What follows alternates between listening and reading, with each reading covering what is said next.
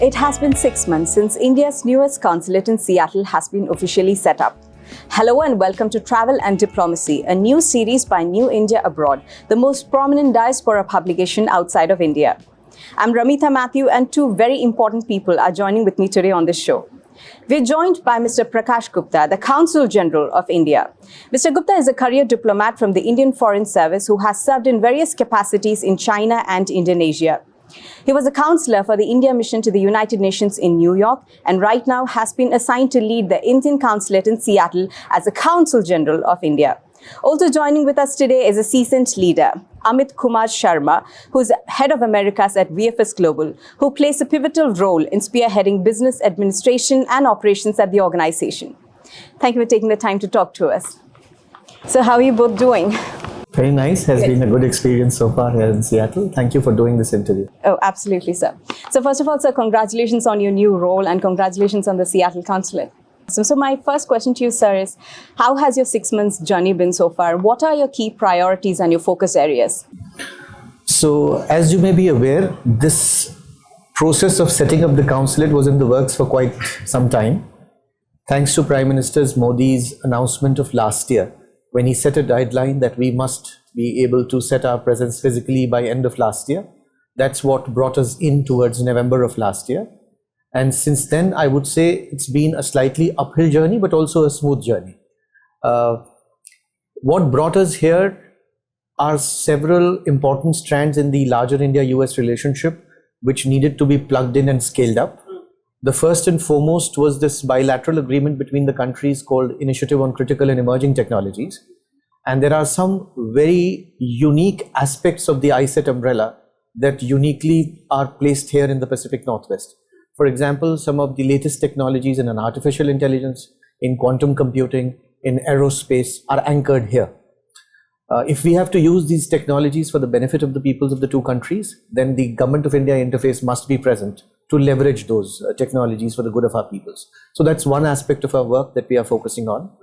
Second, also you would notice that this particular state where we are in, the state of Washington, is very rich in agricultural production and in agricultural technologies, high-end agri-tech. India is also largely an agricultural country. So if we could use some of the latest agri-tech developments for the benefit of our farmers, that's another priority area that we are working on. Yes. The third area which we are working on is higher education. So far it's been a story of Indian students flocking to US for higher education, but we want that narrative to change and Indian centers of excellence to directly connect with the centers of excellence here and have more institutional cooperation between the universities, have joint research projects, have joint faculty exchange. So that's also an area of work. The last, and I would say most importantly, is how do we build a better image of brand India? Because there are a lot of things we share with this country. It's not just about democracy, but it's also about value systems, how we look at the global world order, and how do we bridge that perception deficit about India amongst American leadership. So that's also an important area of work. And as you very rightly said, it's at the end of the day about connecting people, and where we have a large role in providing seamless consular services, where I must thank Amit Sharma ji here present for having done this through the umbrella of VFS across the world in making sure that we are able to offer these consular services in a very seamless and efficient manner. So that was also an important hole we needed to plug, given the size of the Indian American community here. There are 9 other states that come under your jurisdiction, Idaho, Montana, Wyoming, to name a few. So how can the Seattle Consulate assist the Indian nationals living in the Pacific Northwest region? And what are the challenges that you think you're going to face in this regard? So the area that we cover actually now makes us, in terms of geography that we cover, one of the largest consulates in the US. Between these 9 states, all the way up to Wyoming, the Dakotas and Nebraska, we expect close to about 500,000 people of Indian origin or Indian Americans being spread across these 9 states. So when it comes to providing services to them, obviously our network, while being Seattle based, has to be able to deliver services in the same time frame to a resident in Omaha as it would to a resident in Portland. And that's where I think the role of VFS is very critical, because with their mail-in services, at least we are assuring a similar time frame to residents across these 9 states. So that's a very important area of our work. In terms of challenges that we face in the 9 states, I would say distance is the biggest challenge.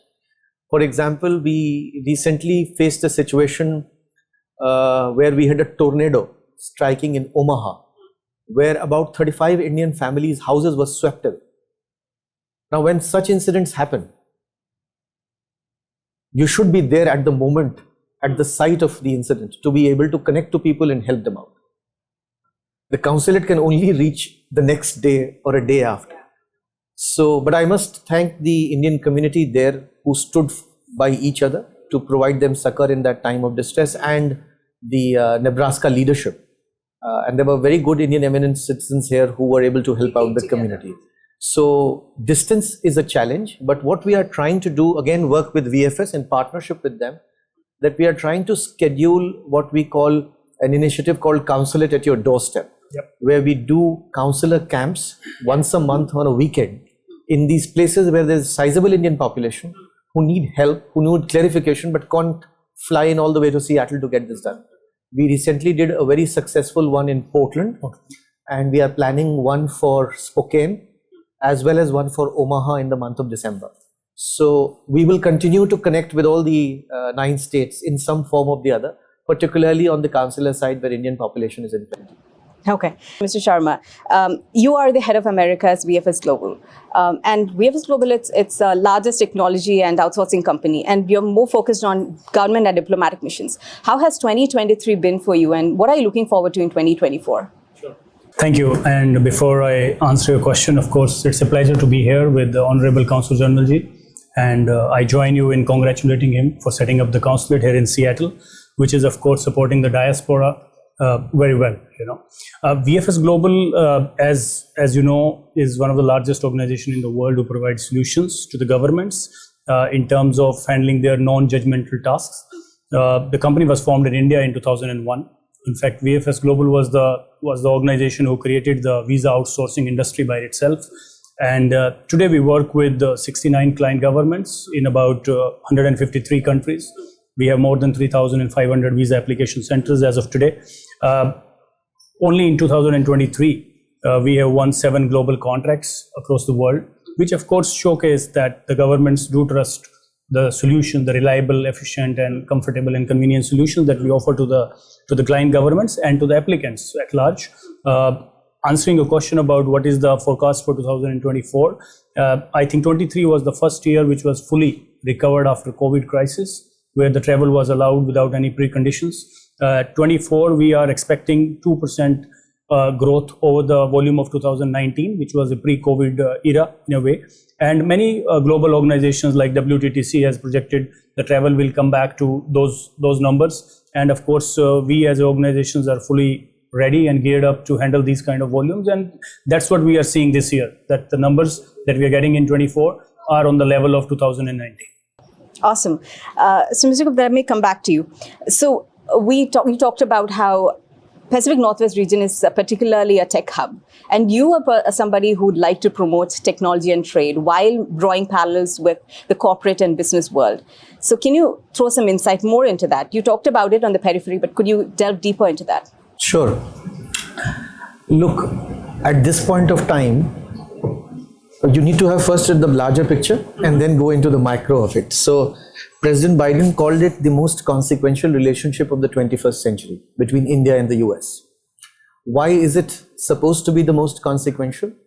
Because the future trajectory of the India-US strategic partnership is going to be defined by what we do together in the field of high-end technologies. And why India only along with the US is because some of our finest minds have worked in the tech space to have some of the most thriving companies which are based here, whether we talk about Microsoft, whether we talk of other AI companies, to bring them to where they are in the Pacific Northwest.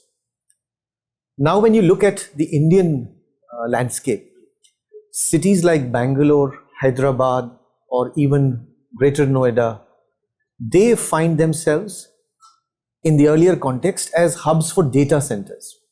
So India is also making this transition to being a latest entrant in the AI and quantum computing space.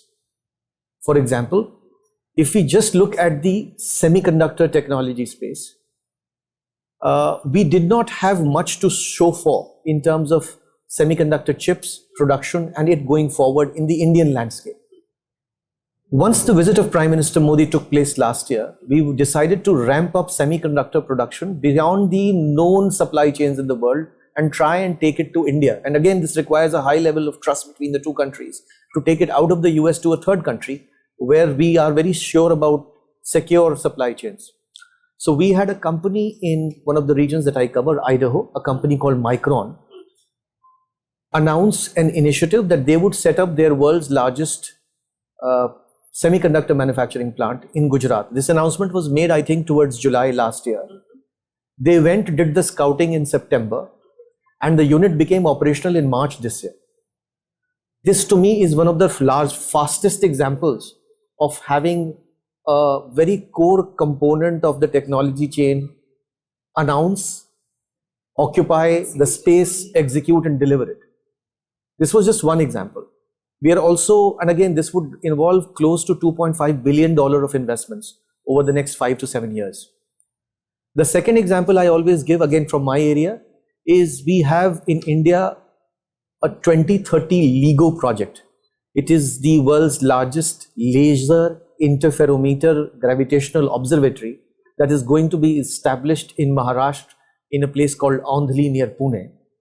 Where is this coming from? This is coming from a place called Richland, here on the other sides of the Cascades in Washington state, where you have this largest facility in the world to track black holes, to track gravitational undercurrents.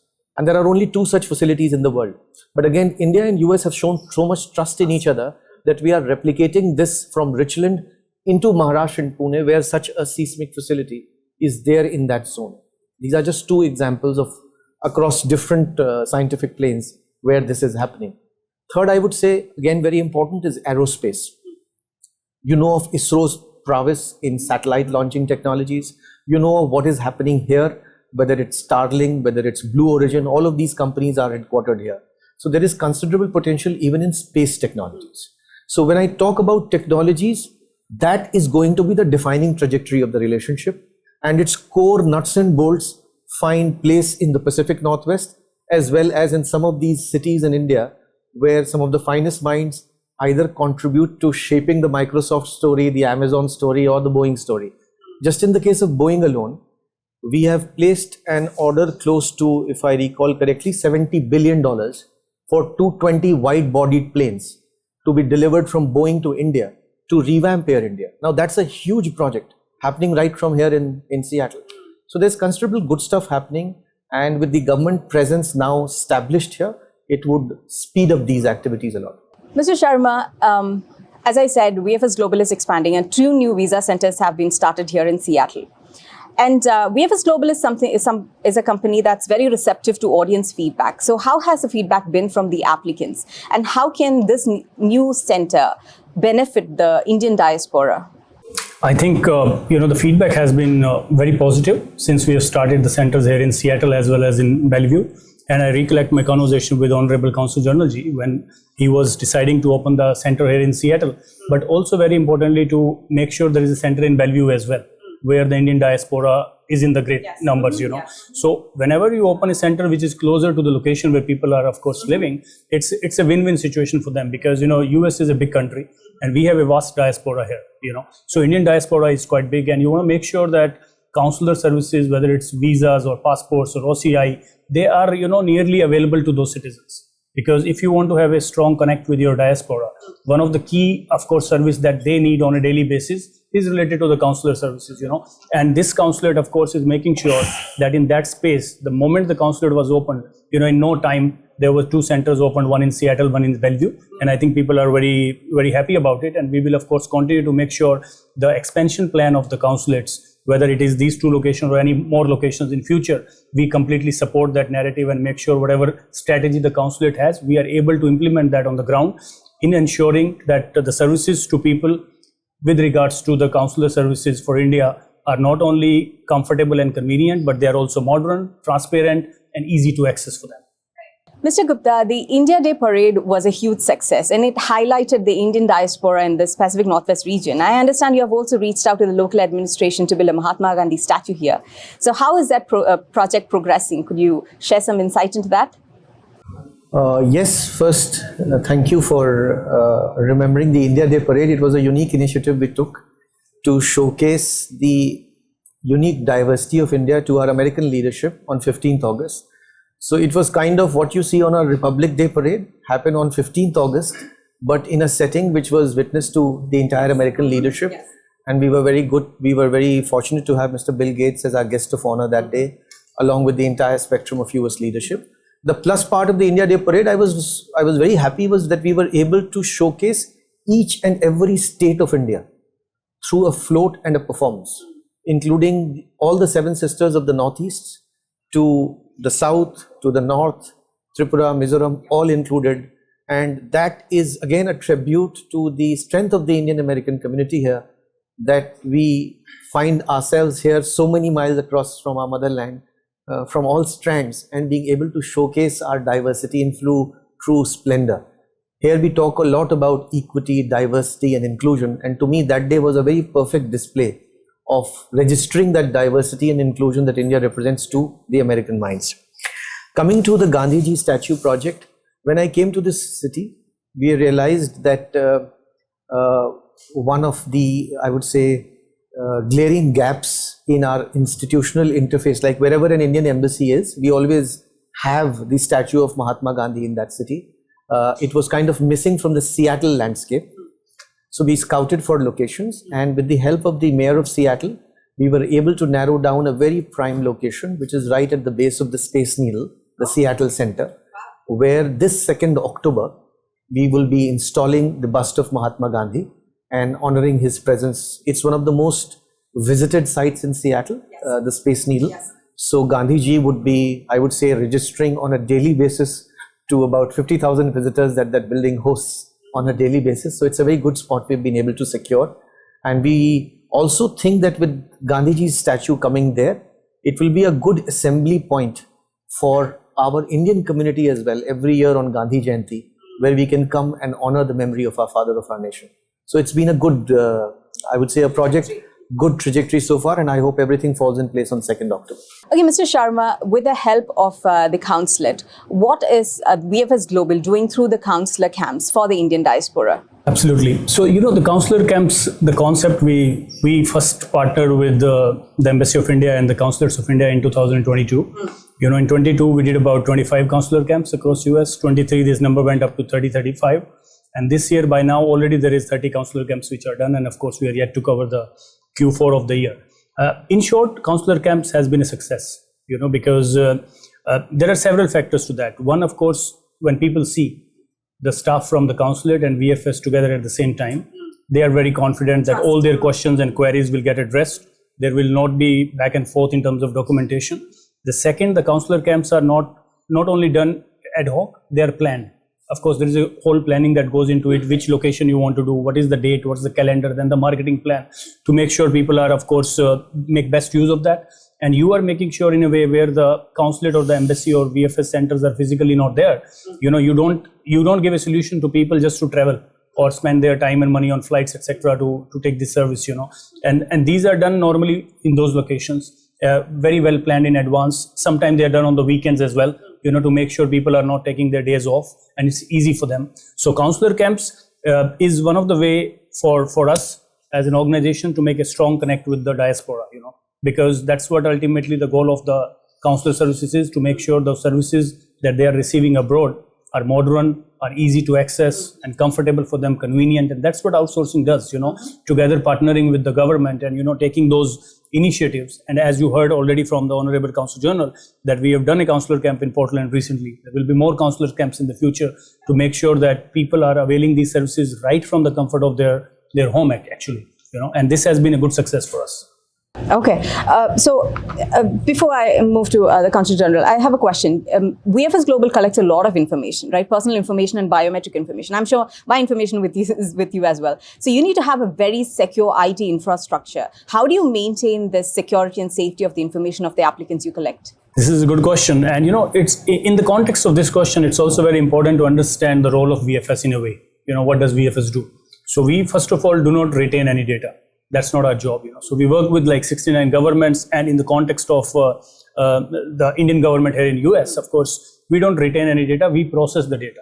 We accept the applications, we check whether the application is complete as per the requirements of the respective government, or if there is anything missing. We process the data and pass it on to the respective embassy and the consulate. And once those applications are processed, they are given back to the applicant. So there is no data that we retain with us, number one. We process those data. And number two, of course, the processing of data is not like you're undermining the sensitivity around that. We, of course, deal with sensitive data, and hence we take all the steps that we are required. We are, of course, compliant to GDPR. We are compliant to ISO 26801, which is specifically for the data protection. We are also compliant to Spain Cybersecurity Act. We are compliant to UK National Act. So all those things are done. In addition to that, of course, we have our internal audit departments, which done audits to our racks in the visa application centers throughout the year. There is also a provision for the client government to do the audit, and that can be unannounced as well. They have the rights to visit any application center any point of time and do the audit, whether all the procedures that are implemented are, of course, as per the process or not. And over the last 20 years, of course, there have been a huge amount of transformation. The way you apply for your visa or passport, if you compare them to 2003, 2004, when this whole industry started, and those enhancement and advancement have also brought into the process to make sure that one of the critical part for us is safety and security of the PII data that we deal with. In addition to that, I'll go step ahead, and there is also the physical security of the documents and the protection of the data, right? So in that also, we of course invest over the last 10-15 years. We have made significant investment into that department. We call it internally as corporate security, who is kind of custodian of this particular part of the project. And with InfoSec, together they make sure any data that we have is of course very, very securely processed and passed on to the respective government immediately once the application is done. Mr. Gupta, the Indian student community is expanding here in the US. So how can this new consulate assist the Indian national students living in the Pacific Northwest region? Look, my expectation is that the Indian student community will only continue to grow, and therefore it brings increased responsibility on all the consulates and the embassies here to make sure that their interests are preserved and they are taken best care of. When we opened a consulate here, again, out of the 240,000 odd Indian students who are presently here in the US, we were given to understand that there's a sizable chunk between Washington, Oregon, Wyoming, Montana, and others. For example, University of Washington is host to a large number of South Asian students, particularly from India. Seattle University has another 500 to 700 Indian students. There is Pacific Lutheran University here, which also has a large number of Indian students. In my journeys to Montana State University, Spokane, in Spokane there is the Washington State University, as well as in Nebraska, I found a sizable Indian student community. So what we do is, whenever I travel, I make it a primary point to visit these universities and engage with the students firsthand for two purposes. One is to make sure to encourage them to register with the consulate, so that at least we know where Indian students are. Again, it's voluntary. We encourage them to do so. How it helps us is there's a lot of information and scholarships and schemes that come from the government of India. With that database, we are able to share that information across the length and breadth of these students, which are spread across various universities. Some student associations may be very big, but some may just have, say, 40, 50 students in a university. So there we encourage them to come under an umbrella, designate a focal point, who is our point of contact in terms of sharing the information. So that's something we have done in all my visits so far. The second point is, once we have these student associations, Indian student associations, informal, we also have this template of what we call as an India Culture Week, which we call a immersive experience of India, which we take to university campuses for the benefit of American students. We make these Indian students a partner in executing these India Culture Weeks in university campuses. And what these entail is, we do a kind of an Indian film festival for a week, an Indian food festival, cultural performances from various states of India spread over 5 evenings. We do an exhibit on India. We do a leg dem on Indian economy or Indian IT sector. So there are 6 or 7 events that we do. And then these Indian students develop a stake as if they are doing it for their own country. And then it scales up the India experience, because students at the end of the day are best friends with students. They help me get more American students to experience Indian culture. if I work with them and make them an ally in this. So they are very force multipliers, good force multipliers.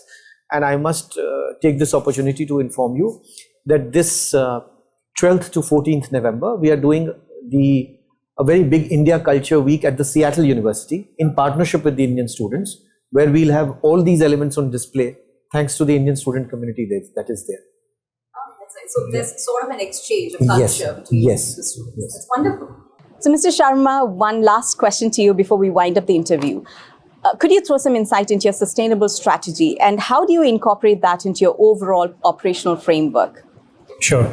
So sustainable strategy, of course, it sort of become the business buzzword now, but for us, of course, over the last 20 years, we have focused on sustainable growth. We have key pillars, whether we call it sustainable economic growth or good governance or, nurturing the talent within the organization, or whether we talk about DEI, diversity, equity and inclusion, or giving back to the communities. These are the 5 key pillars from the sustainable growth perspective. And if I can pick up a couple of those and explain that more in detail, of course, for example, in Americas alone, we have about 800 people who are working for us. We have a ratio of 56 to 44%. 56% are the women colleagues to 44% men colleagues.